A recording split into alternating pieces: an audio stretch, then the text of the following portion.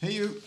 I just got back from testing the Kenevo SL, and in this video I'm comparing 3 specialized e-mountain bikes to find out what type of bike is right for you.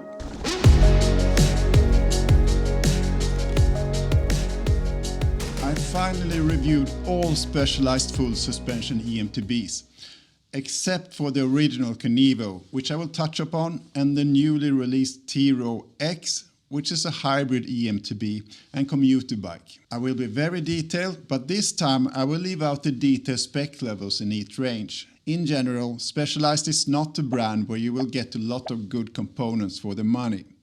Or at least that's what it used to be. More on that later. Most of Specialized eMTBs derive from the analog Stumpjumper.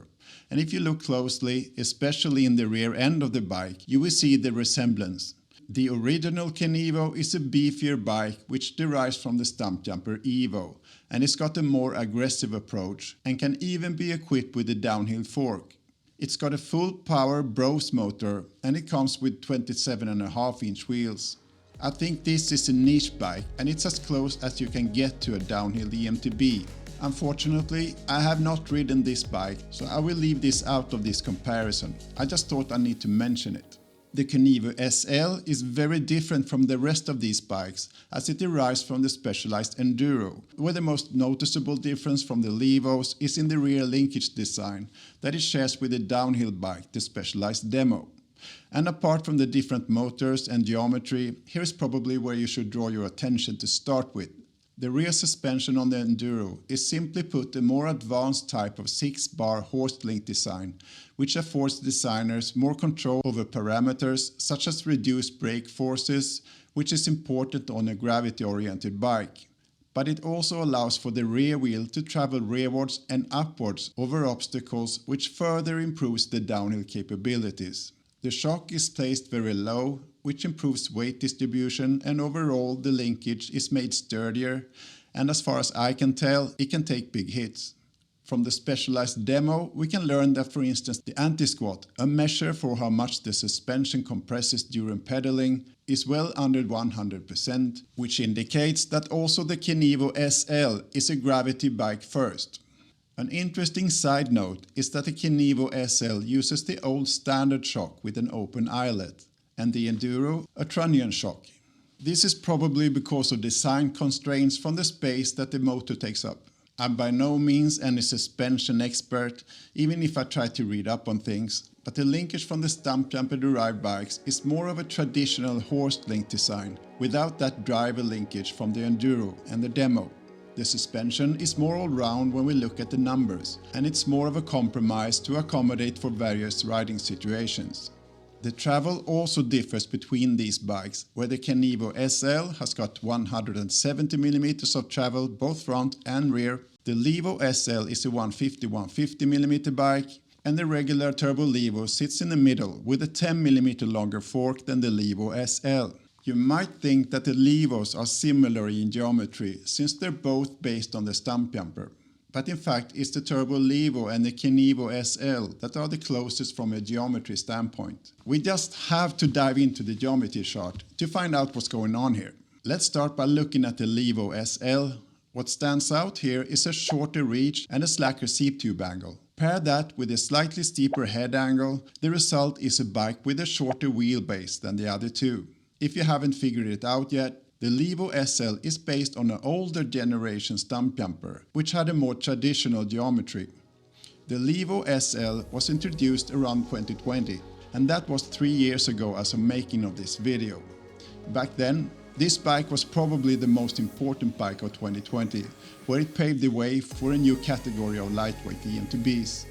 Sure, the Levo SL wasn't first, but because of the size of the company Specialized, the Levo SL was a bike that changed the industry. You might be put off by the more traditional geometry of the Levo SL, but don't be. One of the most capable enduro bikes I've tested also had a 66-degree head angle with a rather short reach. I always recommend test riding bikes yourself, and riding a Levo SL is a sparkly and snappy experience, not far from riding an analog bike. It's capable enough for most trails, and I've personally seen some pretty steep and harsh stuff being ridden on a Levo SL.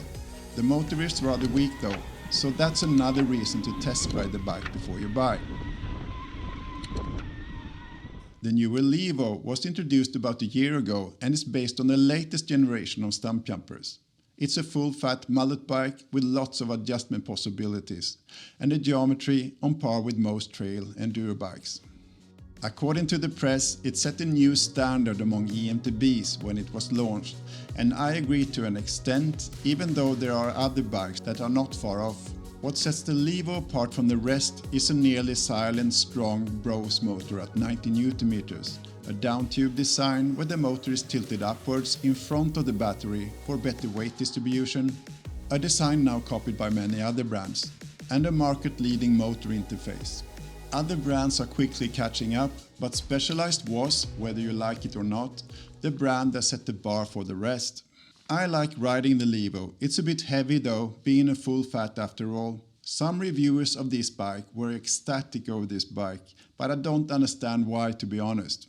Don't get me wrong, it's a great bike, probably one of the best, but in my opinion there are only small differences between different eMTBs. I wouldn't say it's amazingly ahead of other bikes, but it's an all-round bike that does most things very well. It doesn't fall short anywhere, and that's where I think this bike's strength is.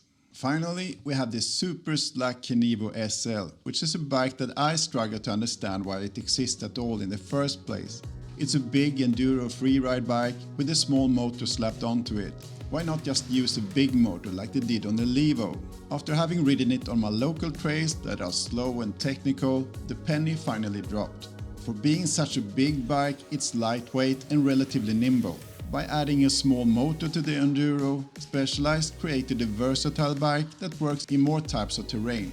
It makes shuttling up fire roads twice as fast without taking away too much of the feel from the enduro on the way down. Partly thanks to the motor, the amount of pedal bob is kept to a minimum, which makes this bike work pretty well on slow technical trails too. If I was to classify these three bikes into different trail categories, this is what I will come up with. The Levo SL is 70% trail and 30% downhill. The Levo is 50-50, and the Kenevo SL is a bit more specialized bike, which is 15% trail and 85% downhill. The most versatile bike of the bunch here is the Levo, because there are virtually no limitations for what this bike can do. It's strong, it's got a good range, and good all-round characteristics overall. But you will never get away from that heavy, full-fat feeling. Specialized bikes have in general been extremely costly during the pandemic, but recently something has changed for the better for us consumers. You can, for example, get a very well-spec'd Turbo LEVO Comp Carbon for under 7,000 euros now here in Europe. Or if you settle for metal, the Comp Alloy is around 5,800 euros. And Kenevo SLs are sold with up to a 30% discount here and there. These prices are now not too far from direct-to-consumer brands. What the prices are in the US, I don't know, but I assume they have followed the global trend of price drops. Which of these three bikes would I then recommend? It really is down to where you ride and what you want from a bike.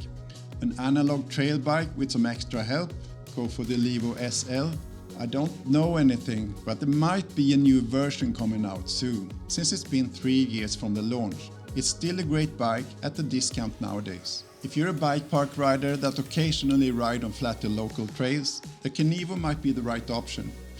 But I honestly think that most of us would go for the Turbo LEVO, as it's the most all-round bike and it can do everything very well. Subscribe!